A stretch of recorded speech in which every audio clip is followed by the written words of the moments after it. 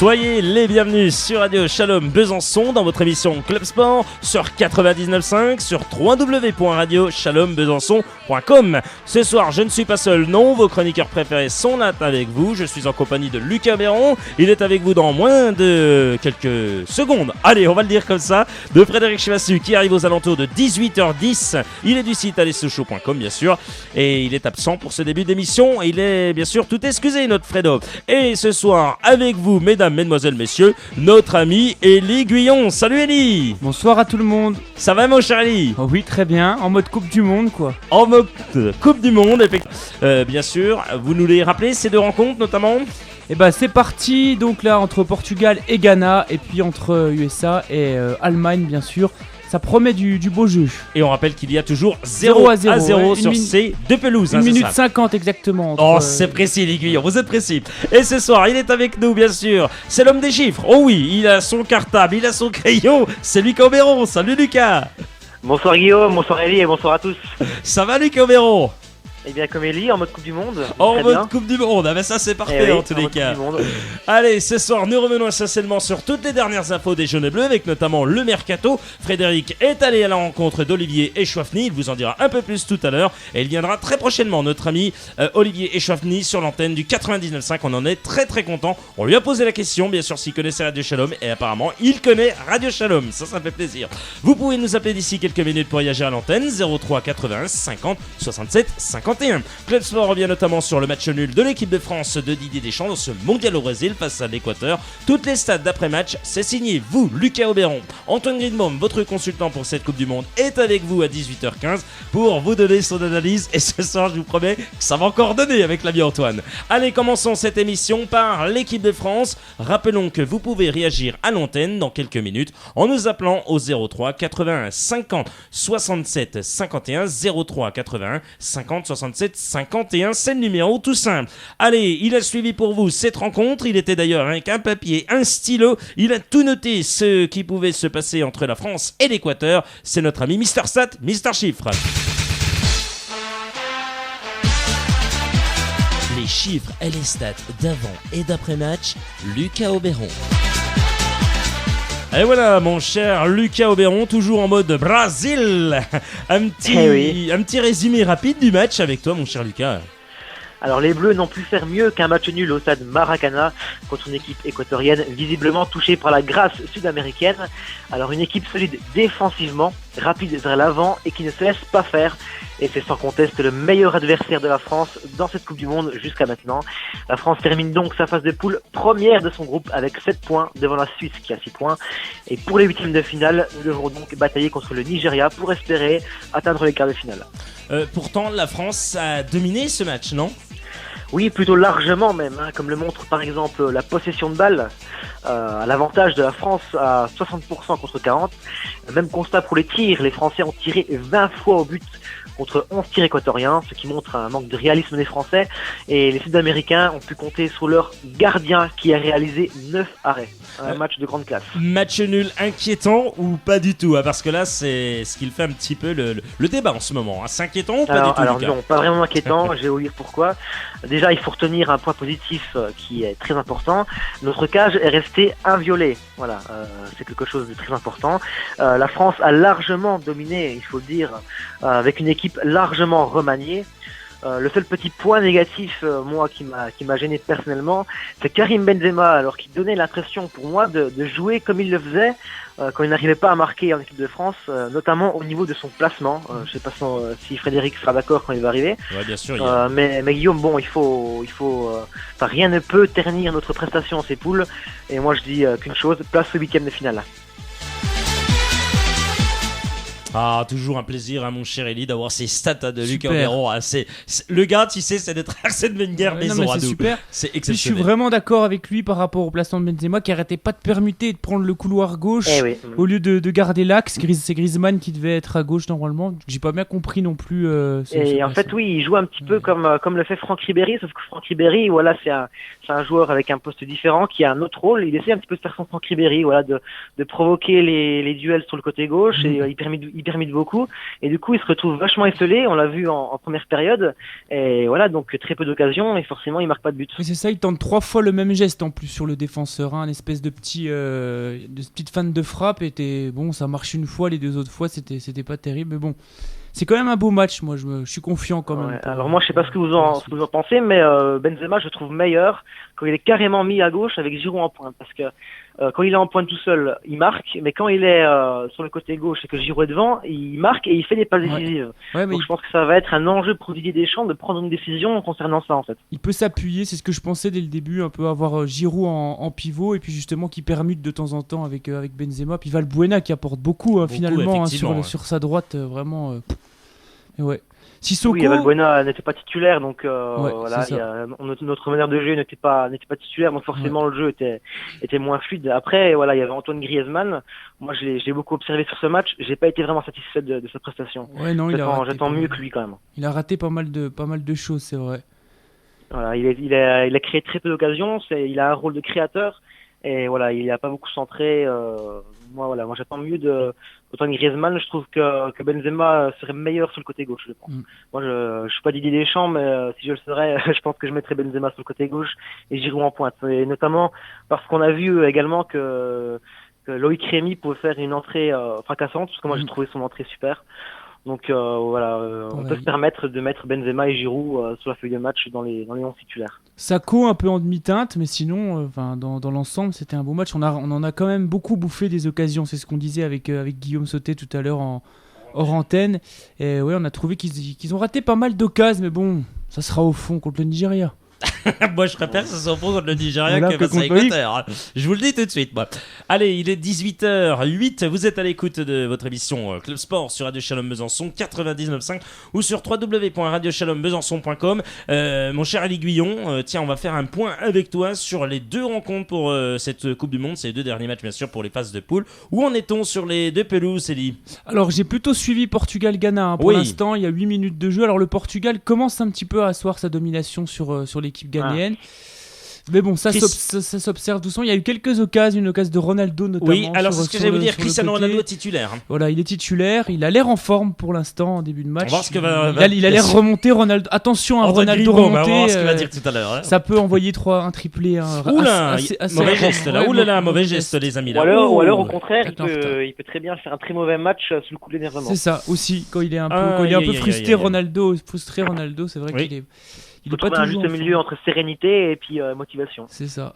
Mon cher Lucas Oberon, est-ce que toi tu seras lundi avec nous à partir de 18h pour faire vivre bien sûr ces 8e de finale entre la France et le Nigeria? Est-ce que ça ferait plaisir d'être avec nous? On va commenter cette rencontre, donc tu te trouveras bien sûr, on va commenter la rencontre, bien sûr on va vous faire vivre cette rencontre, tu vas te trouver une petite télé, un petit truc, tu mettras un lien et en avant gagnant, et en plus ça sera chez tes invités fans. Donc, non mais ça te plairait? Eh ben, bien sûr, ça me plairait, oui, je vais voir si je peux. Normalement, à 95%, je peux, bien évidemment, mais je te redirai en antenne. Bien sûr. Soirée ou demain, mais ça serait avec un grand plaisir, en tout cas. Ah, nous, ça serait grand plaisir. Eli, on va suivre, là, il y a un coup franc, c'est ça, très dangereux. Un corner, un corner, même plutôt, parce que vous êtes sur les deux matchs. Un corner pour l'Allemagne, c'est ça? Non, complètement banqué pour les Allemands. Ça donne rien. Ça n'a rien donné. Donc 0-0 dans les 2 rencontres, on joue depuis. Alors, est-ce que mes yeux me font pas défaut? 9 minutes. Si je vois d'ici, c'est ça. Est-ce que c'est bien 9 minutes 40? Oui, c'est ça, c'est 9 minutes 40. Exactement. Elle m'a dit, donc c'est magnifique. Et pour terminer, mon cher Lucas Oberon, l'Uruguay, Suarez prend 9 matchs. Bon. Alors, non, moi j'ai eu 4 mois. Mais alors, Suarez prend 9 matchs. La sanction est tombée, elle est très lourde. Luis Suarez, 27 ans, 79 et 41 buts, a écopé de 9 matchs de suspension pour avoir mordu. C'est incroyable quand même. Et ben moi, j'ai vu 4 mois en début d'après-midi, j'ai eu 4 mois de suspension. Alors, il y a les deux en fait. Alors attention, l'attaquant de Liverpool et de la Céleste a aussi été interdit de toute activité liée au football pendant 4 mois. Donc ça veut dire 9 matchs et toute activité. Donc ça revient en fait au même. Le gars, c'est bien fait. Ouais, c'est bien fait. Ouais. Et il avait mordu donc 3 joueurs. Il avait mordu. Non, mais ça. Il avait mordu Branislav Ivanovic. Je pense qu'une fois, peut-être qu'on peut. Qui ça allait... Vous avez dit qui? Branislav Ivanovic, le défenseur droit. J'ai compris un autre gars, moi, c'est pour ça. Il l'avait mordu. Voilà. Le joueur de Chelsea, raison, c'est ça? il avait pas le ballon, mais il l'a mordu comme ça.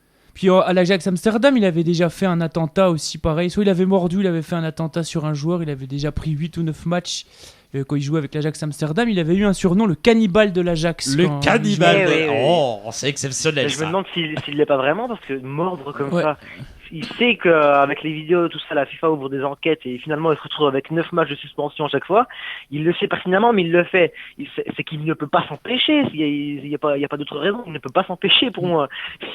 il voit un morceau de chair, il mord. Voilà, c'est comme ça. À mon avis, on peut rien faire pour lui, quoi. Ah si, on peut faire quelque chose et on va se quitter. Muselière. Non, oui, peut-être mieux qu'une muselière. J'ai mieux qu'une muselière, Lucas Béran. On va se quitter avec le cri du lion le plus pourri.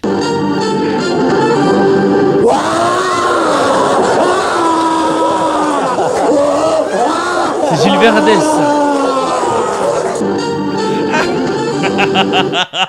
N'importe quoi. Et voilà, alors... les auditeurs vont commencer à se demander c'est quoi ces petites parenthèses là. Il y a Gilles Verdez c'est Gilles Verdez qui pourrait attaquer. Eh oui. Effectivement, salut Gilles Verdez. Il sera très très prochainement avec nous, il me l'a promis, pour cette Coupe du Monde. C'est un clin d'œil à toi mon Gilou, effectivement. Et là je pense que si Gilles Verdez passe à Suarez, je pense que le gars, il aurait très peur, je pense. Et dans la même catégorie, il y avait son imitation du chameau. Aussi. Eh ben celle-là, en gros, pour expliquer aux auditeurs, voilà, moi j'aime bien Gilles Verdez. Voilà. Eh oui, vous êtes un fan. J'aime bien en tant que journaliste sportif. Il y a des choses sur lesquelles je suis pas d'accord avec lui, bien évidemment. Mais en tant que journaliste sportif, et son personnage, voilà, qui il est exceptionnel. Télé, sur des 8 tout ça, moi j'adore. Donc c'est pour ça que Guillaume fait une. Votre clin d'œil. Pour que les auditeurs comprennent, je pense qu'ils doivent se poser des questions. Quoi. Effectivement, c'est votre cadeau, puisqu'on l'a dit, de toute façon, à chaque fois il y aura ce petit truc, on va dire, un clin d'œil aussi à Camille Combal. Si la France, à chaque fois, voilà, passer les huitièmes, les quarts, les demi jusqu'à la finale, on vous aurait le droit, et ma foi, à ce petit moment de bonheur. Mon cher. On va carrément faire un parrainage avec l'émission Tout pas mon pote. Tu sais quoi, on va demander à Cyril Hanouna s'il est d'accord. T'imagines? Oui. Je vous lance un défi. Ah, oh là. Essayez d'avoir Cyril Hanouna un coup. On va essayer, c'est compliqué. Je vais pas vous mentir, j'ai essayé par des billets. On va réessayer. On va demander à Gilles Verdez s'il peut nous avoir Cyril Hanouna. Il y a du monde. Je pense que pour Cyril Hanouna, il y a du monde au portillon. Il y a du monde au portillon. Il y a déjà vous apparemment. C'est surtout pour ça, quoi. Donc, mais voilà, Gilles Verdez il est déjà passé. Il peut dire que c'est une super radio. Hein. Je pense qu'il le pense. J'espère qu'il le pense. Oui. Et pourquoi pas après tout. Hein. Pourquoi pas? Il aime beaucoup le sport en plus. Ah oui. Ah attendez, il est fan. Ça serait légitime même de le faire passer un coup dans l'émission sport. Pourquoi pas pour dire son avis. Son avis, bien sûr. Il aime bien Cyril. Alors, avec une petite touche d'humour, ça peut être vachement marrant. Alors attention à ne pas faire comme hier, bien sûr, dans l'émission chez nos confrères, Pascal Pro, qui avait été déjà dans cette émission le soir. Pascal Pro était envahi dans les émissions d'e-télé. Moi, j'ai pas aimé son comportement, moi. Un moment de télé exceptionnel. Le gars n'était pas du tout, mais alors du tout, pas content. Pas content du tout. Il a fait oui, c'est bon, allez, c'est bon. Et ça a duré 10 minutes comme ça, c'est exceptionnel.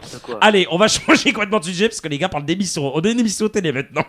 Oui, on a une émission média maintenant. Ça y est, une émission média, les gars. Roi, il passe quand là? Mais il va passer là dans une minute. C'est Antoine Greenbaum, notre Bertrand Chameroy. La toquette. Ouais, c'est ça. Allez, à bientôt, à lundi, mon cher Lucas. Pour, j'espère, à bientôt, Guillaume, commenter les matchs, effectivement, avec nous. Allez, salut. Salut. Ah, il est exceptionnel, celui qui a Oberon. Toujours incroyable. Nous allons joindre Antoine Greenbaum, puisqu'il est 18h15. Et Antoine Greenbaum veut, bien sûr, son jingle, vous le savez, à 18h15. Donc, notre cher Antoine, on va te faire passer, bien sûr, pour revenir sur ce match entre l'équipe de France, tout simplement. L'équipe de France qui, pour le coup... bien qualifié, donc on va quand même te retenir ça, puis Didier Deschamps a pu faire tourner son effectif. On vous fait suivre également les deux matchs, les deux matchs notamment à suivre, effectivement, très très important, qui est donc les États-Unis, qui est également, mon cher Eddie Guillon, vous nous faites vivre donc les matchs des États-Unis, l'Allemagne, on a dit, et puis Portugal contre le Ghana, c'est exact. C'est ça, 0-0 pour l'instant. 0-0 sur les deux pelouses, c'est exact ? Exactement. Pour l'instant, voilà, écoutez, on va faire un point bien sûr dans quelques instants. Il y a Cristiano Ronaldo qui joue, je pense que ça va faire plaisir à quelqu'un. C'est notre ami Antoine Greenbaum. Club Sport, spécial Coupe du Monde. Antoine Greenbaum. Salut mon cher Antoine. Comment ça va ? Mon jingle, je l'adore. Hein. C'est définitif. Quoi. Ah, ça y est. Ah, et tu l'adores, hein. Non, mais sérieux. Je suis tombé amoureux de mon jingle. Le gars, c'est toi amoureux de son jingle. Dis donc. Il en faut peu pour me rendre. Ah, et dis donc, hier, c'était pas trop. Badaboum. Ah, c'était badaboum. Ouais, ça a été un grand match, encore une fois, de l'équipe de France. Oh. Ils nous ont régalé, quoi. Non, mais on va parler sérieusement du match des Bleus, mais qui a quand même été assez décevant à 11 contre 10 pendant plus de 45 minutes. Non, près de 45 minutes toute la deuxième période. Ça aura quand même été assez décevant. Et puis, je pense que Deschamps a quand même fait une erreur, notamment en cassant cette dynamique qui était plutôt positive et en faisant trop tourner. Notamment en modifiant beaucoup trop sa défense et puis également son milieu de terrain. On a vu que Schneiderlin était quand même un petit peu dépassé, n'avait pas le niveau, match assez moyen, mais bon, on pouvait pas non plus attendre beaucoup de choses de la part d'un joueur qui est pas forcément habitué au très haut niveau. Oui, mais Antoine, est-ce que ce n'était pas aussi ce que voulait faire Didier Deschamps, pas casser ce rythme, mais plutôt donner la chance aux autres, puisque voilà, ils étaient quasiment, forcément, hein, mathématiquement, c'était voilà, il fallait vraiment un miracle pour que les Suisses viennent à perdre, et puis voilà, la Colombie en mette 4-5. Tu crois pas que toi c'était pour voilà donner la chance aux autres et puis peut-être un petit peu aussi faire reposer certains? Mais je vous pose la question, est-ce que l'important dans une Coupe du Monde, c'est de donner sa chance à des joueurs qui sont à la base dédiés au fait d'être remplaçants. Ouais. Schneiderlin et d'autres, il y a quand même eu 5 ou 6 changements, c'était un petit peu trop. Ouais. Ce qu'on fait et ce que font les grands entraîneurs la plupart du temps, et ça m'étonne d'ailleurs de la part d'un technicien rodé à ce type d'événement, comme peut l'être Didier Deschamps, c'est de faire tourner un tout petit peu, mais en gardant son ossature, en gardant sa colonne vertébrale. Je suis étonné qu'il ait fait jouer autant de joueurs, et notamment un Schneiderlin dont ce n'est pas le poste, hein. C'est pas un numéro 6, Schneiderlin, c'est un relayeur. À Southampton, c'est un joueur box-to-box qui évolue devant ses milieux récupérateurs. Étonné de le voir positionné à ce poste-là. Et puis Sissoko en tant que milieu offensif droit, alors qu'on aurait pu donner sa chance à un Loïc Rémy par exemple, ou sinon rester dans une logique classique avec la possibilité de donner du temps de jeu à Mathieu Valbuena, rester dans cette dynamique qui est très positive. Vous savez, une dynamique, ça se casse très vite, et il suffit d'un match un tout petit peu moyen et un tout petit peu de doute qui s'enclenche assez rapidement dans l'esprit de certains joueurs pour que ça se passe au détriment de la prestation d'une équipe. En fait, je me suis un tout petit peu arrêté parce que Cristiano Ronaldo, c'est un petit Ronaldo auquel on a affaire aujourd'hui. Ronaldo qui est seul face au gardien du Ghana et qui se manque dans son face-à-face alors qu'il a 1m50 et qu'il peut la mettre où il veut, quoi. Effectivement, là on est en train de suivre les deux rencontres, effectivement, et là il y a bien failli y avoir but pour le Portugal, c'est ça, mon cher Eli, ou pas? Ronaldo qui vient de rater sa tête, il était juste devant le gardien. Juste devant le gardien du Ghana, c'est bien dommage, on parle de Cristiano Ronaldo, là tu vois Antoine, et pour l'instant, effectivement, c'est toujours 0-0 et l'aiguillon, après on revient avec toi après Antoine, hein. 0-0 sur les deux pelouses. 0-0 dans les deux matchs pour l'instant. Effectivement, pour l'instant on joue la... Combien de minutes, mon cher Ali? 18e minute. 18e minute de jeu, toujours 0-0 sur les deux pelouses. Bonsoir à vous, mon cher Frédéric Chevassu. Le gars vient d'arriver, il était en pause glace, comme Antoine ce lundi d'ailleurs. Salut en Frédéric. Pause glace, c'est tous les jours chez moi. La pause glace, c'est tous les jours. Bon, on va venir alors. Bonsoir Guillaume, bonsoir Antoine, et puis bonsoir à tout le monde. Voilà, j'arrive. Désolé, je suis un peu en retard. C'est pas grave, vous êtes bien sûr viré à la fin de cette émission. D'accord. Je prendrai mon chèque à la compta là. Oui, vous irez vers Josiane, vous irez chercher ce qu'on vous doit. Vous avez encore changé de secrétaire. Oui, ça a encore changé d'ailleurs. N'importe quoi. Bon, mon cher Antoine, on va continuer à parler de cette équipe de France. Toi, tu sens comment face au Nigeria? Comment tu sens cette rencontre? Le Nigeria, moi, il m'impressionne quand même. Alors peut-être tu vas me dire, ah non, pas vraiment. Moi, je trouve qu'il m'impressionne quand même parce que c'est costaud. Moi, je trouve que c'est quand même costaud quand même. Eli, bon, il est pas d'accord non plus. T'en penses quoi, toi, Antoine? Je trouve pas que ce soit une équipe incroyable et impossible à jouer pour l'équipe de France. Ça dépend de quelle équipe de France on parle. Si on parle de l'équipe de France qui s'est brillamment imposée face à la Suisse, on peut imaginer que les Bleus s'imposent devant le Nigeria, même si ce sera un vrai gros combat physique. Il va falloir casser ce lien, et c'est là où ils sont vraiment très forts, les joueurs de Keshi, c'est notamment dans la relation milieu-attaquant. Il y a une vraie grosse verticalité, ils se projettent très rapidement. Voilà. Après, défensivement, c'est pas exceptionnel. Il y a aussi un très gros point fort, on le connaît en France, c'est Niama, le gardien du LOSC. Effectivement. Donc il faut vraiment profiter de leurs lacunes défensives et puis surtout ce combat du milieu de terrain où il faudra être capable de faire la différence avec notamment Matuidi, Pogba ou Sissoko et puis en tant que numéro 6, Yohan Cabaye, c'est vraiment là que ça va se jouer et casser cette relation qui est très importante et qu'on a vu avec notamment un Moussa devant qui peut faire la différence. Mais on ne peut pas avoir peur de l'équipe du Nigeria, en tout cas pas en ce qui concerne l'équipe de France, celle qui a brillamment battu la Suisse. Non, cette équipe-là, on veut la voir aller le plus loin possible. Si c'est cette équipe-là, oui, il n'y a pas de doute. Si c'est celle d'hier soir, là, en revanche, il y a un vrai souci qui va se poser. Frédéric, une réaction à ce que vient de dire Antoine Greenbaum, mais avant que tu répondes, j'en profite, puisque Antoine, il y a Lucas Auberon, qui bien sûr est là, tu le sais, chroniqueur. Il te passe bien le bonjour, Lucas. Avec grand plaisir. Non, mais je suis d'accord avec Antoine. C'est vrai que si on voit l'équipe de France qui a joué contre la Suisse, je pense que ça devrait le faire. Par contre, si on voit l'équipe de France qui a joué hier soir, oui, c'est sûr que ça sera sans doute beaucoup plus compliqué.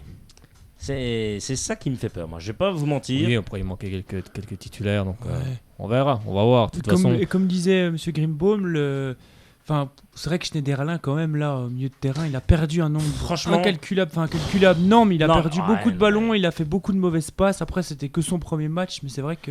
Oui, mais comme dit Antoine, est-ce que c'est... Il a fait une bonne entame, puis après, on l'a perdu. Oui, mais voilà, mais est-ce que c'est bien de mettre des gars comme ça, quoi? C'est ça le truc, quoi. Est-ce que Didier Deschamps a bien fait, Frédéric, de mettre je pense, tout de suite, je pense que pour le troisième match, oui, il fallait tourner. Il fallait tourner, il faut que tout le monde soit concerné aussi. Donc, alors voilà, ça c'est bien, Antoine va pouvoir peut-être te répondre, parce qu'Antoine, avant peut-être que tu arrives, Frédéric, il disait qu'il y a eu pas mal de joueurs qui ont changé, ça fait beaucoup trop, qui disait Antoine. Toi, tu dis quoi par rapport à ça? beaucoup trop, et puis j'avais l'impression de revoir l'équipe de France de Raymond Domenech ultra défensive, qui était incapable de se procurer la moindre occasion. J'avais aussi l'impression de revoir l'OM de Didier Deschamps, ultra défensif, replié sur une base défensive, très forte, très solide, avec un numéro 6 qui n'était pas à sa place. Schneiderlin, il faut l'expliquer à vos auditeurs et aux spécialistes et aux gens qui aiment le foot. Ce n'est pas son poste, numéro 6 devant la défense centrale. Son poste, et en tout cas l'endroit où il s'est le plus mis en évidence depuis maintenant plusieurs mois en Angleterre, à Southampton, où il fait partie aujourd'hui des meilleurs milieux de terrain de Première Ligue. Il faut pas être trop sévère avec lui non plus, mais Morgan Schneiderlin, c'est un relayeur. C'est une sorte de Pogba, par exemple. C'est quelqu'un qui casse les lignes avec d'autres qualités que celles de Pogba, différentes évidemment, notamment sur le plan physique.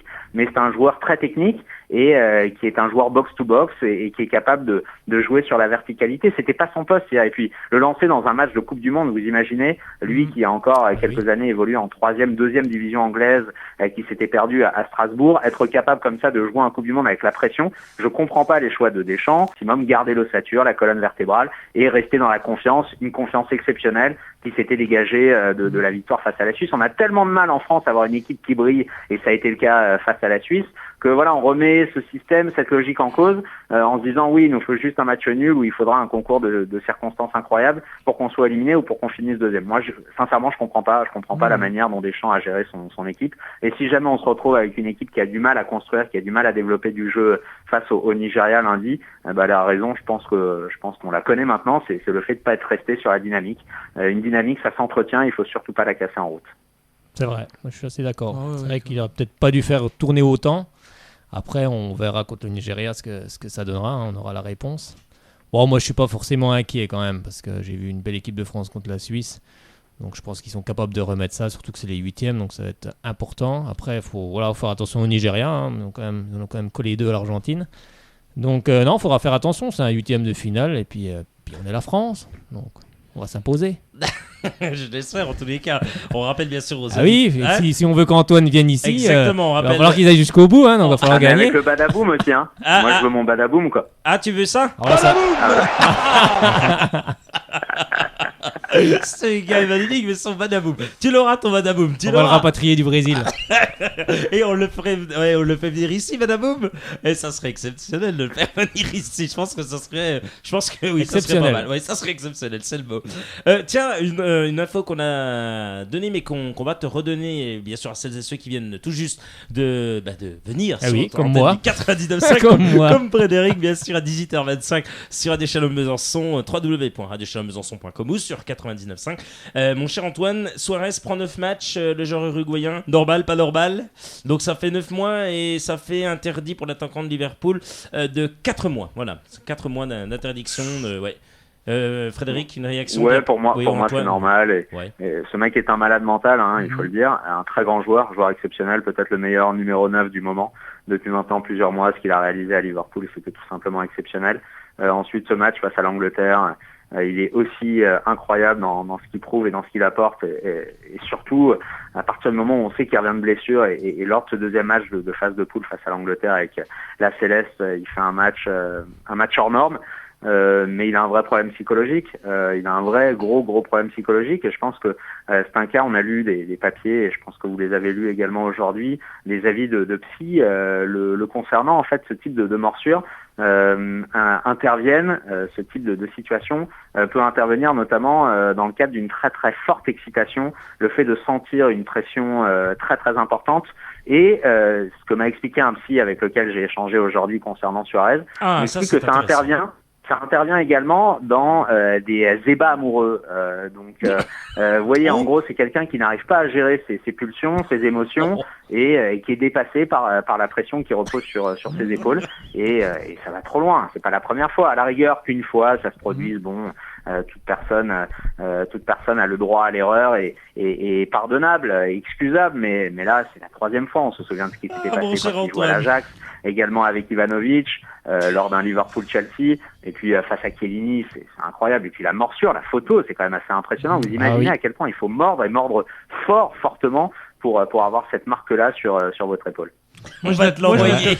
Après, je fais pas partie de la commission de discipline, mais je l'interdirais au moins pendant 2-3 ans, ou même faut carrément, ces types-là, qu'ils arrêtent de jouer au foot. Ces types-là, on a l'impression qu'on parle de... Non, mais... On va appeler Brigitte Lahaye. Une fois, l'amour. Une fois, 2 fois, puis la troisième fois, il faut arrêter de jouer au football. Non, mais c'est vrai. C'est vrai que c'est assez impressionnant. C'est vrai que j'ai lu quelques papiers ce matin, et c'est vrai que c'est... En tout cas, c'est hyper intéressant, mais... Comment ça? Non, pas de sphère mort, mais je veux dire, les papiers qu'il y a eu ce matin, c'était assez intéressant à lire. Vraiment, la fédération uruguayenne qui défend son joueur, bon, ils ont pas d'autre choix de le faire. Non, ils n'ont pas d'autre choix que de le faire. Suarez, ils n'ont aucune chance. Voilà, mais c'est sûr. On va pas se mentir, ils ont aucune chance. Puis lui, il est quand même exceptionnel, ses déclarations dans la presse. Enfin, c'est vraiment. C'est vrai que s'il montre les dents d'entrée, ça.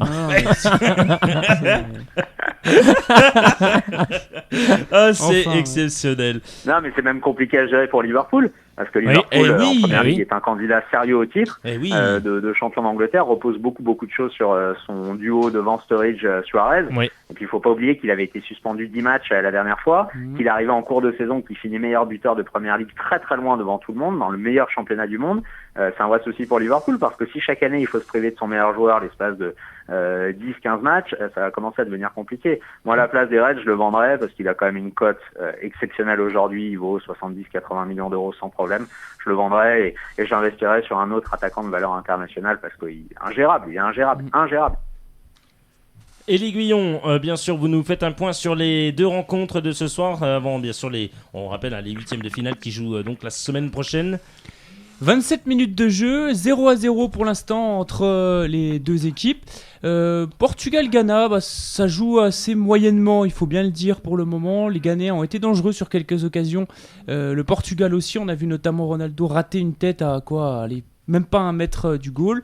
Les Ghanéens ont très bien réagi avec une belle occasion également dans la surface. Et puis du côté d'Allemagne contre les États-Unis, les Américains pour l'instant font plutôt un beau match. Les Allemands sont dangereux par moment, mais bon, ils restent solides. Il y a eu 2-3 très belles occasions de la part de cette équipe américaine qui me séduit beaucoup par rapport déjà depuis 2006, ils étaient pas mauvais. Non, ça joue pas mal. Ça commence à monter franchement, en puissance. c'est joli à voir. Antoine, t'en penses quoi de cette équipe américaine? Je commande de temps en temps les matchs de MLS. Donc aujourd'hui, il y a une véritable évolution au sein de l'équipe de Klinsmann. Il y a 4 ans, lors de la Coupe du Monde, il n'y avait que 4 joueurs de Major League Soccer. Maintenant, il y en a 9. Il y a une véritable influence de ce championnat qui n'est pas non plus un championnat incroyable, mais qui progresse.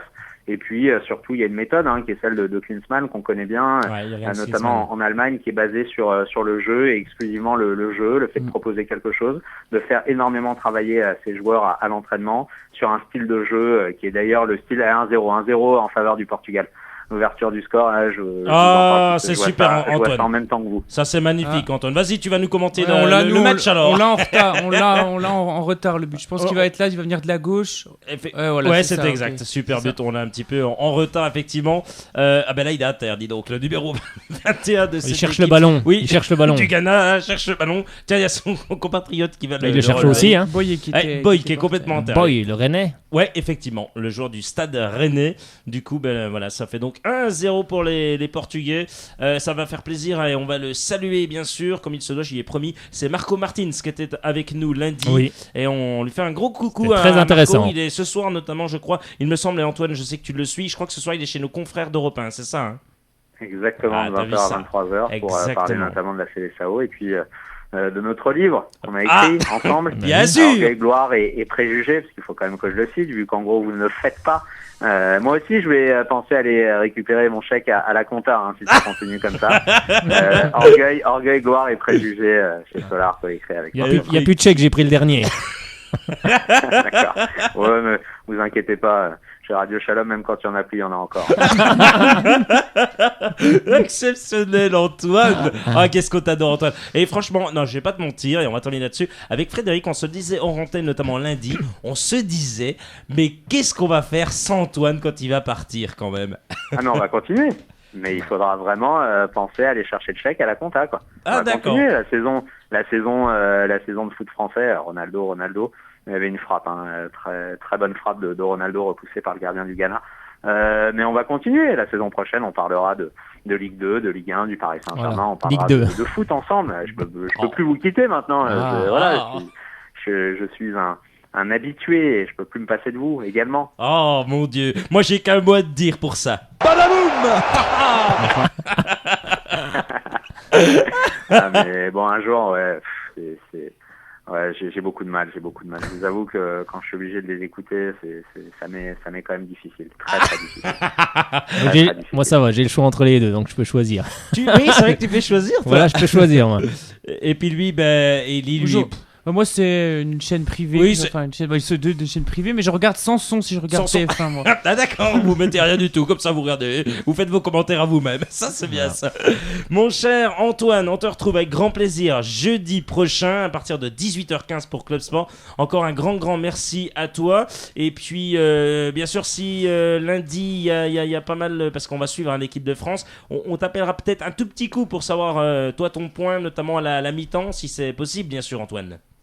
Ça va être compliqué lundi parce que tu vas commenter le match sur LCI chez Michel Field de 17h à 18h justement pour parler de l'avant-match concernant ce France-Nigeria.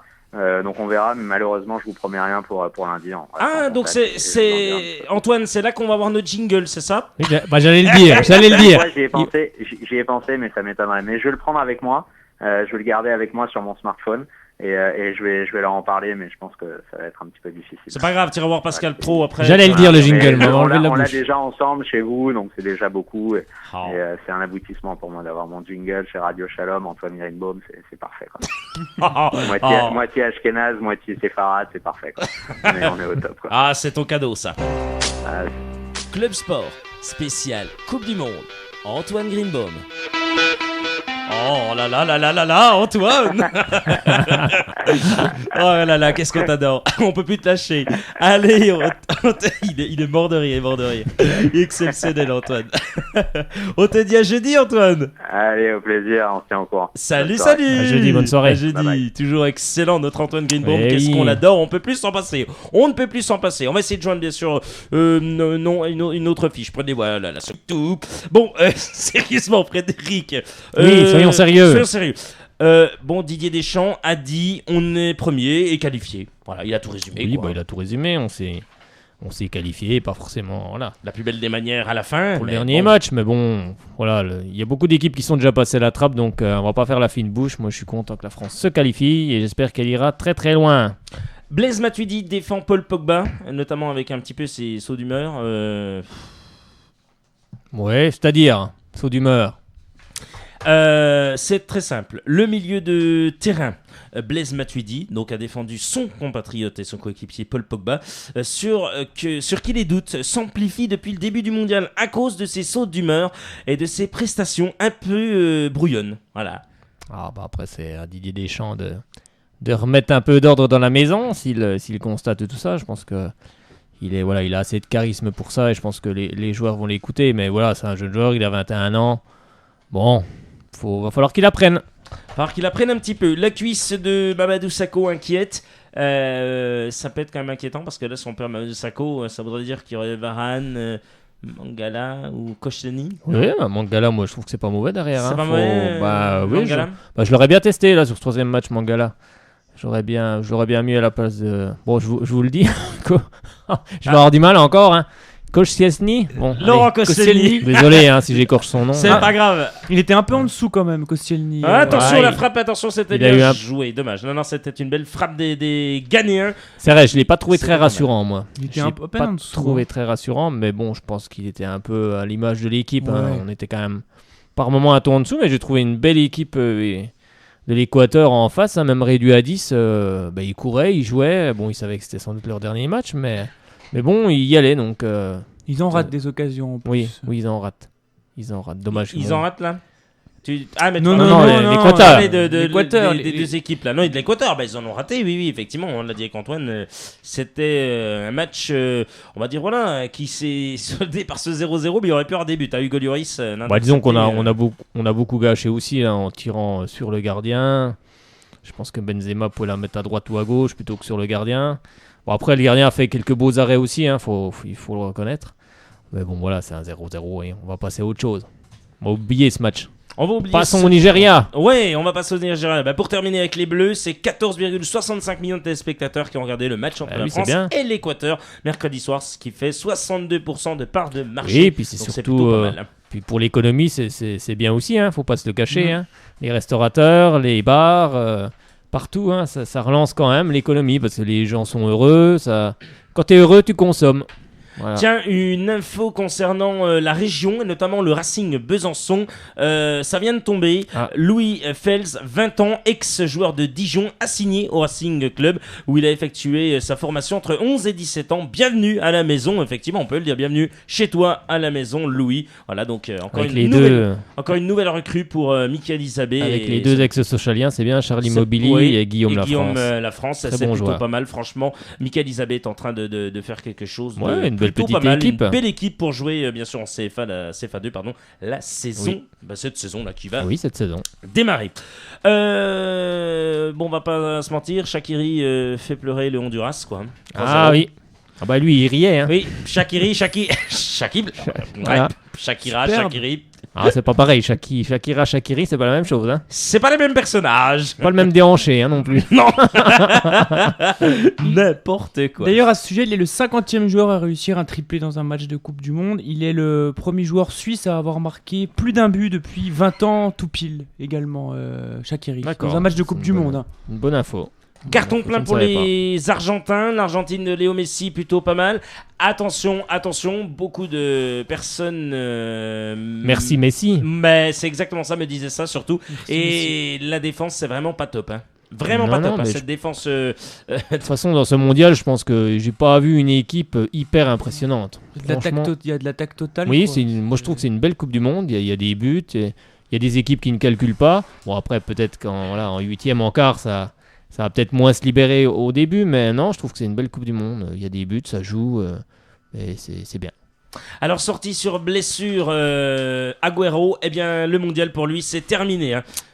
L'attaquant argentin souffrirait d'une déchirure à la cuisse gauche. Un coup dur pour l'Albion gros Céleste. Coup dur. Lequel Agüero, joueur de Manchester City. Gros coup dur. Et en plus, un joueur que j'adore vraiment, c'est un des joueurs que je préfère en Argentine, c'est Di Maria, et je le trouve en dessous là vraiment dans cette Coupe du Monde. Pour le moment, en tout cas, après il peut se réveiller. Disons que l'Argentine, si l'équipe ferme le jeu. Si l'équipe adverse ferme le jeu, ils ont beaucoup de mal. Ils ont beaucoup de mal parce que ils sont basés sur un jeu de vitesse et aller vite vers l'avant. Et c'est vrai que j'ai vu contre l'Iran, j'ai regardé le match contre l'Iran. Et voilà, c'est vrai que s'il n'y a pas Messi à la 90e, il y a 0-0. Il y a 0-0. Donc l'Iran était bien derrière, elle cadenassait bien. Et l'Argentine n'arrivait pas à développer son jeu. On parlait de l'Iran qui s'est incliné face à la Bosnie 3-1. C'est bien fort dommage pour les Iraniens.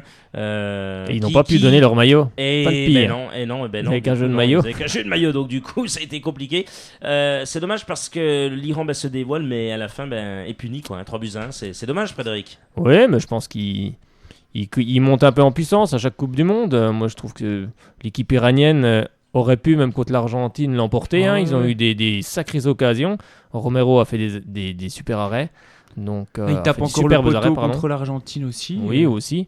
Donc, non, elle monte en puissance. Puis ils ont quelques joueurs qui jouent aussi en Angleterre, qui vont prendre de l'expérience. Et ça sera mieux pour les prochaines Coupes du Monde. Alors, il y aurait 6 joueurs qui jouent en dehors de l'Iran, qui jouent, il me semble, dans nos championnats donc de haut niveau. Il n'y en avait que un dans la dernière fois. À la dernière, donc c'est pour ça. Ils prennent du niveau. Voilà, ils prennent du niveau. C'est un bon entraîneur, Carlos Queiroz. Oui, c'est un très bon entraîneur. Pas mal. Bien entouré, quoi. Oui. Franchement, c'est plutôt pas mal. Sur les terrains, ça donne quoi, Élie Guillon, à 18h41 sur Radio Shalom Besançon 99.5 ou sur www.radioshalombesançon.com dans votre émission Club Sport. Eh bien, ça donne toujours la même chose. 1-0 pour le Portugal face au Ghana et 0-0 entre les USA et l'Allemagne. Et les USA qui font un peu le siège du but allemand là depuis quelques minutes. D'accord, merci pour on peut dire cette analyse footballistique. Merci mon cher Élie. Le classement des buteurs de cette Coupe du Monde, s'il n'y a pas de souci, le Brésilien Neymar et l'Argentin Lionel Messi, tous les deux à 4 buts. Derrière avec 3 buts, on retrouve Karim Benzema, Thomas Müller qui est en train de jouer, James Rodriguez. On retrouve également Valencia, Van Persie, Robben et donc Shaqiri qui a marqué son triplé hier face à l'équipe de l'Honduras. On continue avec le Ghana puisqu'il joue en ce moment et Muntari et Kevin Prince Boateng sont exclus. T'as vu cette info toi, Frédéric? C'est tombé il y a pas très longtemps. J'ai pas vu l'info. J'ai pas eu trop le temps de regarder aujourd'hui. Et après oui, je sais qu'hier ils ont refusé de prendre l'avion apparemment. Alors je vais expliquer tout ça, c'est très bien. Les deux joueurs ont eu un comportement inacceptable. Forcément, on n'est pas bazardé comme ça pour aucune raison. Le premier a agressé physiquement un membre du staff lors d'une séance d'entraînement. Donc je pense que tu fous une claque, genre à Guy Stéphane, ça y est, voilà qui est fait. Il a mordu aussi, non? Non, le second a insulté son sélectionneur. Ça c'est plutôt... Oui, c'est ça, Kwesi Appiah. Donc voilà... je veux dire, c'est comme... Non, mais c'est un truc de dingue, quand même. Tu t'insultes, tu frappes... Viré. Dehors, quoi. Oui, dehors, il n'y a même pas... donc, c'est pas idéal pour préparer, bien sûr, ce match contre... Ça n'a pas été idéal pour préparer ce match face au Portugal, d'ailleurs. Attention, là, est-ce qu'il y a un penalty ou pas? Non, il n'y a pas penalty, mais ils ont failli marquer encore, là, le Ghana a failli égaliser, oui. Ça a failli égaliser, là. Ça a failli marquer, mais ça n'a pas marqué. Le tableau des huitièmes de finale, bien sûr, on va parler du FC Sochaux. Vous allez pouvoir nous appeler au 03 80 50 67 51. 03 80 50 67 51. Vous nous appelez quand vous le souhaitez, bien sûr. On vous prend à l'antenne avec grand plaisir. Vous pouvez revenir notamment sur le match de l'équipe de France, de ces huitièmes de finale face au Nigeria. Ce que vous en pensez, ce que les Bleus vont passer, et bien sûr du FC Sochaux-Montbéliard sur la reprise et sur ce premier match, bien sûr, qui arrive très très vite face à la JOCR en match de préparation.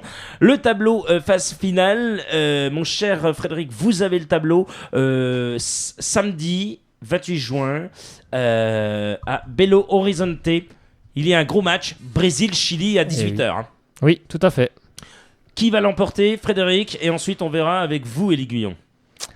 C'est une bonne question ça, parce que j'ai pas vu un Brésil flamboyant jusque-là. J'ai vu un Chili par contre qui m'a bien séduit. Donc, je serais tenté de mettre le Chili. Ah, là le Chili. Oui, je serais tenté de mettre le Chili. Élie Guillon, Chili, Brésil. J'étais tenté de mettre le Chili, mais je me dis que le Brésil va monter en puissance à domicile et que peut-être qu'ils vont gagner. Allez, je dis 2-1 après prolongation. D'accord. Pour le Brésil. Pour le Brésil, hein. Ouais, prolongue en tout cas, je pense. D'accord. Colombie-Uruguay, c'est à 22h toujours le samedi. On jouera à Rio de Janeiro. Donc le mordu sera pas là alors. Le mordu ne sera pas là. Donc Colombie ou Uruguay? On commence avec vous, Frédéric. S'il n'y a pas Suarez, ça va être compliqué. Moi je vais quand même mettre la Colombie parce que je les ai vus jouer et je trouve que ça joue quand même très bien. On passe bien sûr au... Colombie, je suis d'accord aussi, ouais. Colombie, on passe au match Pays-Bas contre le Mexique. Ça sera donc le dimanche 29 juin à Fortaleza. Pays-Bas-Mexique, pardon. Pays-Bas-Mexique. Alors là, gros match. Ça va être un match. Ça va être un match avec des équipes qui se donnent à fond, les deux. Donc là, ça va jouer. Après, c'est dur, hein. Je pense que les Pays-Bas peuvent gagner avec à l'expérience, on va dire. À l'expérience, mais c'est... je suis partagé, là. Partagé ? C'est pareil. Partagé. Alors, si Fred dit Pays-Bas, je dis Mexique. S'il dit Mexique, je dis Pays-Bas, comme ça. Ouais. Pas de regret. Le premier du groupe G contre le deuxième, bien sûr, du groupe H. Ça, bien sûr, c'est en train de se suivre. Donc, pour l'instant, forcément, on ne sait encore pas. On va bien sûr pas vous donner tout de suite entre l'Allemagne, entre les États-Unis, entre le Portugal et bien sûr entre le Ghana. Costa Rica, Grèce. Moi, je mettrais bien le Costa Rica parce qu'ils font une belle Coupe du Monde. La Grèce, elle procède beaucoup en contre. Bon, bravo à eux, hein, ils sont en 8e. Mais voilà, ils n'ont pas un jeu quand même extraordinaire. Ils n'ont pas de jeu du tout pour moi. Donc, je vais mettre le Costa Rica. Ils sont sur une bonne dynamique. Et puis, c'est un petit pays. Et puis, ce serait bien qu'ils l'emportent. Et l'Aiguillon, vous dites Costa Rica, mais j'ai peur que la Grèce nous refasse un coup. Ça peut arriver. À 10 derrière. Bon, là, contre la Côte d'Ivoire, ils ont quand même montré un visage un peu plus offensif quand même, avec 3 tirs sur les poteaux. Dire merci à Yaya Touré pour le premier. Ouais, c'est vrai. La remise. Et l'Aiguillon, il est 18h46 sur 99.5 ou sur www.radiochalombesançon.com. Vous êtes à l'écoute de votre émission Club Sport avec Frédéric Chouassu du site alessocho.com, avec tout à l'heure bien sûr Antoine Greenbaum qui est avec vous chaque jeudi à partir de 18h15 et bien sûr l'ami Lucas Oberon qui est avec vous à partir de 18h le lundi et le jeudi. On fait un point sur les deux rencontres. Ça joue encore, c'est la mi-temps. Comment ça se passe ? Ça joue encore. Alors j'ai l'impression que non, c'est pas la mi-temps. Il y a un petit peu une dispute là sur le Portugal-Ghana. Il y a 1-0 pour le Portugal toujours. Et dans l'autre match 0-0. C'est la mi-temps entre Allemands et Américains. Et là, on a et c'est la mi-temps. C'est la mi-temps. C'est la mi-temps dans l'autre match aussi, Portugal-Ghana. Décidément, c'est donc les deux mi-temps. Apparemment, voilà. Les Portugais sont allés. Ça se fritait un peu avec l'arbitre. Effectivement, ça se frite un peu avec l'arbitre. Argentine-Suisse. Là, attention. Lionel Messi va encore enflammer tout le monde. Fredo ou pas du tout ? C'est possible. Après, tout va dépendre de l'état d'esprit de la Suisse. Hein. S'ils jouent comme contre nous, ils vont prendre une casquette. Mais je vois bien les Suisses les contenir et marquer. Moi, je vais mettre la Suisse. Tiens, ça pourrait être une surprise. Allez, nos voisins suisses, ouais. Avec un petit exploit de Shaqiri là. Oui, pourquoi pas. Joueur, hein. Il est plutôt pas mal ce joueur. Il n'a pas été bon les premiers matchs, mais il s'est bien réveillé. Il le fallait en tous les cas. Quel but d'ailleurs, son premier but là. Oh là là. Ça se voit que c'est l'école Bayern là.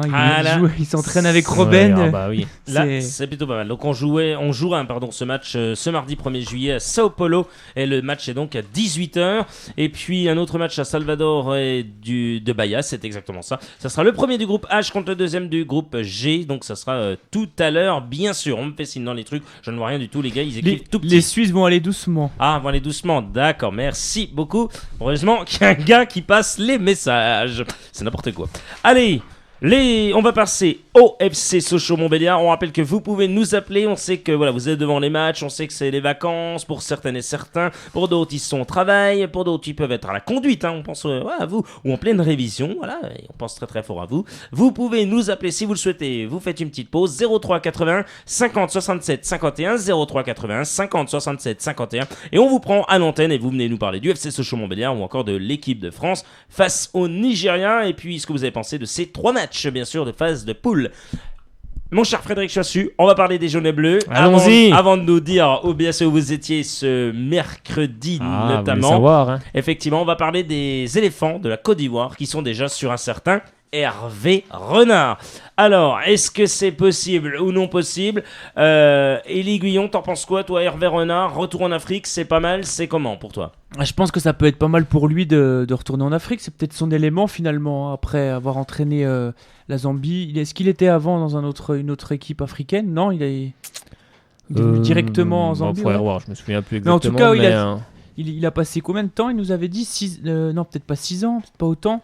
4 ans Non, c'est 6 ans. C'est 6 ans. C'est 6 ans en Afrique. Ouais. Dans l'interview qu'on avait fait à Radio Shalom Besançon. Exactement, 6 ans il avait dit. Je crois qu'il a l'habitude de jouer en Afrique et ça peut lui convenir. Oui, et puis la Côte d'Ivoire, c'est une belle équipe. Hein. Ouais. Une belle équipe et je pense qu'il faut remettre un peu d'ordre. Ouais, après, Lamouchi vient de démissionner. Ouais. Et voilà. Sabri Lamouchi qui vient de démissionner, donc voilà, pourquoi pas après. Oui, bah ça par contre, c'est très plausible. En Ligue 1, je pense que voilà, apparemment, il voulait arriver avec quelques idées et ça, voilà, je pense que dans les clubs de Ligue 1, il y a des gens en place, tout. Je pense que ça a déplu un peu. Mais bon, il avait aussi, comme il dit, l'occasion d'entraîner un club de Ligue 1. Mais bon, ça s'est pas fait. J'espère que, voilà, franchement, j'espère que pour lui, ça. Lamouchi à ce serait une bonne chose. Non, on a Chouafny. Olivier Chouafny. Non, mais je rigole, j'aime bien. D'ailleurs, j'aime bien Olivier Chouafny. Non, je plaisante. Oui. Moi, je l'ai vu hier. Alors, Frédéric, on l'a dit avant que vous arriviez, bien sûr. Je l'ai bien vendu. J'ai dit que vous étiez allé à la rencontre de la reprise pour le FC Sochaux-Montbéliard. Vous aviez vu Olivier Chouafny. Et il vous a dit qu'il, bien sûr, connaît Shalom, voilà, Radio Shalom. Oui, je pense que ça va être Shalom. Oui, non, mais bien sûr. Je pense qu'il a déjà dû avoir des contacts. Eh bien, effectivement. Donc, ça nous fait très plaisir. Oui. Et j'ai dit, bien sûr, qu'il serait favorable pour, bien sûr, répondre aux questions et, bien sûr, intervenir prochainement dans cette émission. J'espère qu'il sera prochainement. On va essayer de faire pour que l'avoir assez rapidement pour parler de la préparation, parler mais on va bien sûr. Les matchs amicaux, voilà. Pour les matchs amicaux, on va essayer bien sûr de l'avoir. On va prendre contact, mais il y aura pas de souci, je pense. C'est quelqu'un, voilà, moi j'ai été à l'entraînement. Voilà, racontez-nous comment ça s'est passé, Frédéric. Ouais. Eh ben, je suis arrivé donc à l'entraînement hier qui avait lieu donc à Chabot. Donc je pense qu'ils ont fait un peu de salle avant et après ils sont allés sur le terrain à Chabot. Bah, j'ai vu l'adjoint de M. Chouafny, donc alors je confonds toujours. C'est M. Lopez. Oui, mais le prénom, là, je sais c'est Christophe ou Christian, à chaque fois je confonds, donc vous m'en voudrez pas. C'est Christophe Lopez. Voilà, je crois que c'est Christophe Lopez. Voilà, qui a tenu l'entraînement, et voilà, j'ai trouvé ça bien. Moi, l'entraînement, ça m'a bien plu. Ça m'a bien plu. Voilà, toujours de la rigueur, de la qualité. C'est ça que j'ai demandé. Est-ce que c'est Hervé Renard ou pas? Non, Olivier Chouafny était plus en retrait. Je pense qu'en ce moment, il est dans une phase d'observation.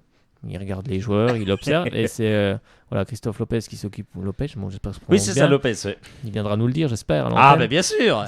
C'est quelqu'un de très, très agréable. Et voilà, donc j'ai vu l'entraînement, voilà, de la rigueur dans les passes, des passes appliquées, appuyées. Voilà, toujours la rigueur, toujours à demander de la qualité dans l'engagement, toujours mettre son partenaire en confiance. Franchement, ça m'a bien plu. Ce que tu dis, c'est très intéressant. Oui. Élie, tu vas pouvoir bien sûr réagir à ça. Je trouve ça vraiment très intéressant quand tu as dit, voilà, toujours faire confiance à son partenaire. Ça, c'est toujours mettre en confiance son partenaire avec une bonne passe.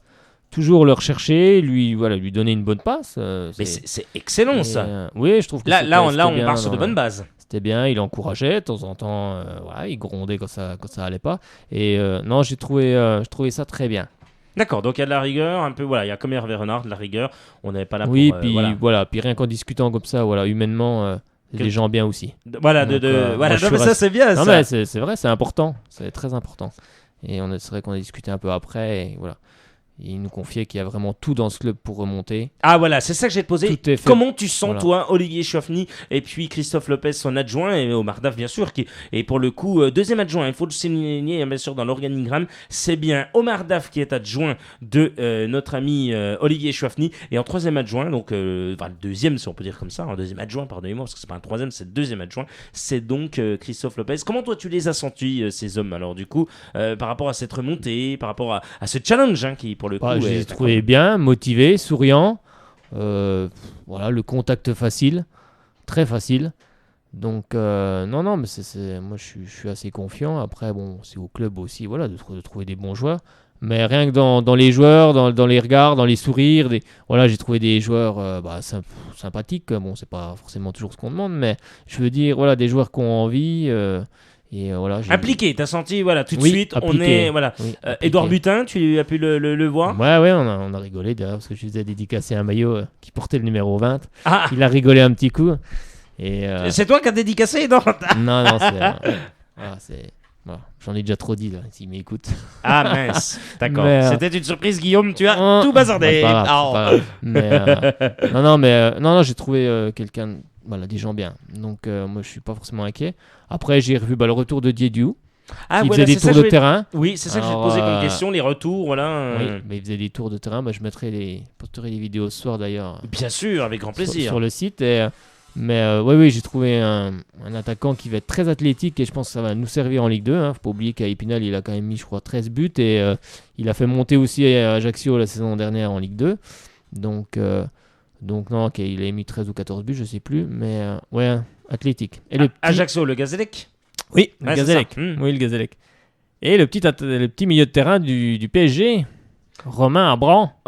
Qui était là-bas. Il était là. Il était là. Et était alors, là. Ça donne quoi ce Romain Abram, ce milieu de terrain? Après, il faut voir en match, c'est toujours pareil. Entraînement, tu vois un peu. Bon, il est costaud, hein.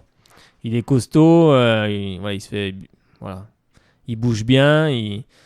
Bon, on verra en match. Après, j'ai vu aussi Pierre Gibaud, hein, je pense qu'il va nous faire du bien aussi sur le côté. Hein. Il a du ballon. Alors, c'est quoi, c'est deuxième couteau avec. C'est comme ça, on peut l'appeler pour rigoler, mais deuxième couteau avec Julien Faussurier ou. Ouais, mais je pense qu'il va être à l'aise aussi sur un côté. Après, est-ce qu'il.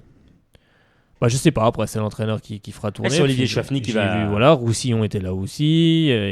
Sanine Persic qui était là aussi. Sanine Persic, bien sûr, on espère qu'il va rester. J'espère Sébastien aussi. Roudet qui était lors de Sébastien Roudet n'était pas là. Eh ben voilà, il était là, mais il était avec Laurent Pernet, bien sûr, avec Monsieur Desplats pour voir ça discute très. Ah, je pense que ce serait bien de le garder quand même parce que c'est un joueur d'expérience et je pense que ça nous ferait du bien avec tous les jeunes joueurs qu'il y a parce qu'il y a quand même beaucoup de jeunes joueurs. Donc après au club, de construire aussi une bonne équipe pour remonter tout de suite. Et justement, c'est un peu ce que Sébastien Roudet demande. Et oui. C'est normal, hein, quand on a joué, je pense qu'on a tous envie de la Ligue 1. Puis voilà, Sochaux va être attendu sur tous les terrains la saison prochaine. Apparemment, il rechercherait un buteur de métier. Un buteur de métier, voilà, effectivement. Donc, on verra. On verra si Ekambi, le joueur qui pistait, arriverait ou pas. Apparemment, c'est pas gagné. Parce que... ils ont proposé 100 000 euros pour acheter le fameux contrat. Le président Pierre Ferracci du club du PFC n'est pas d'accord. Il a tout à fait raison quand même. Selon 100 000 euros, on prend un joueur quand même qui a quand même claqué des buts, il reste quand même une année, etc. Après, c'est toujours pareil. Après, tu peux mettre 100 000 euros avec des bonus. Alors, un pourcentage à la revente.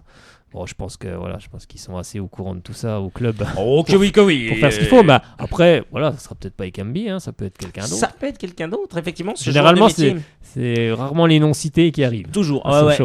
C'est souvent ça. Souvent, ils nous font des fausses pistes pour pouvoir. Des fausses pistes pour pouvoir travailler sur d'autres dossiers à côté. Mais voilà, moi je suis au niveau de l'entraîneur, rassurez-vous, moi je suis pas inquiet. Et voilà, c'est quelqu'un de bien et je pense que l'adjoint c'est pareil. Bon, pour Mardaf on connaît, hein, bien sûr, bien évidemment. Mais je suis pas inquiet. Ça me rassure même. C'est bien mais d'être rassuré comme ça et d'avoir vu des joueurs. Il viendra bientôt. Il connaît déjà Shalom. Je pense que c'est Shalom Nice. C'est comme quand on avait reçu le supporter de Nice. Oui. J'avais regardé un peu sur les forums et justement il parlait de Shalom Nice. Qui faisait aussi des interviews. Et à mon avis, il connaissait tout de suite dès que j'ai prononcé Shalom. Je connais. Et à mon avis, Olivier Chouafny. viendra. Après, je lui ai dit, on se verra pendant les matchs amicaux, on en reparlera. Il me dit, oui, on en reparlera parce que là, il part en stage. Oui, c'est normal. Il faut le laisser prendre ses marques. Non, mais c'est déjà un bon premier contact, là, c'est bien. Bien t'as fait, notre Fredo, bien t'as fait, là. Non, mais il est très sympa. Franchement, très, très, très sympa. Bon, c'est pour ça qu'il fallait prendre son temps. Il faut toujours quelqu'un de bien. Toujours. Et il faut pour prendre la bonne personne, il faut toujours. Comme avec Hervé Renard, il faut bien prendre son important. Élie, t'en penses quoi de tout ça du FCSM, ce que t'as entendu Moi après Chouafny, je l'ai pas vu beaucoup entraîner, mais en tout cas quand il était joueur, c'était un mec qui était quand même qui avait des valeurs. Il a du caractère et des valeurs. C'était pas un joueur agressif, c'était un joueur qui était quand même assez partageur. Et puis si en plus il est avec Omar Daf, j'adorais Daf aussi, donc je pense qu'il y a du bon boulot à faire. Et puis on a joué bien aussi. Il y a de la place pour remonter, quoi. Ça c'est sûr que. Oui, puis c'est ça qu'il faut viser. Je le sens bien. Bon, en tous les cas, j'espère. On l'espère que ça va. J'espère avoir une bonne recrue offensive aussi, vraiment. Oui, là il y a 6 ou 7 joueurs qui sont écartés, donc je pense qu'ils vont résilier petit à petit. Et je pense que ça permettra à l'arrivée, encore de. Voilà, s'il résilie les 6-7, on va se retrouver à 21 joueurs. Il voulait 24 joueurs, donc il va y avoir encore moins 3 arrivées, je pense. 3 arrivées. Bon, peut-être parfait. Peut-être d'autres. Tout bientôt, là, d'ailleurs. Puis des jeunes joueurs, donc le petit Chikawi. Oui, Chikawi, effectivement. Il était là. Oui, le petit Chikawi. C'est bien, il y a des jeunes du centre qui montent. Et on rappelle que Konaté sera le 3e gardien du FC Sochaux-Montbéliard puisque Papadem Makamara va être prêté. Simon Pouplin, bien sûr, a complètement résilié. Et un gardien d'une trentaine d'années, 28, 30, 31, 32 ans, devrait bien sûr arriver. Voilà, on va se quitter là-dessus, les amis, puisque dans quelques instants, vous allez retrouver votre émission Top Live comme chaque jeudi avec l'ami Benoît Muller. Frédéric Chassu, un grand merci à toi. On te retrouve lundi pour bien sûr le match France-Nigeria en direct et en intégralité. Bien sûr, je l'espère, on demandera à notre votre chef bien sûr, mais au moins les 45 premières minutes sur l'antenne du 99.5. Eh ben merci, puis voilà, je serai bien à l'heure. Pas de soucis. Merci Guillaume, n'oubliez pas en ce moment Portugal-Ghana 1-0 à la mi-temps, États-Unis-Allemagne 0-0, ça reprend dans 30 secondes. Et puis ce soir 22h, Corée du Sud, Belgique et Algérie.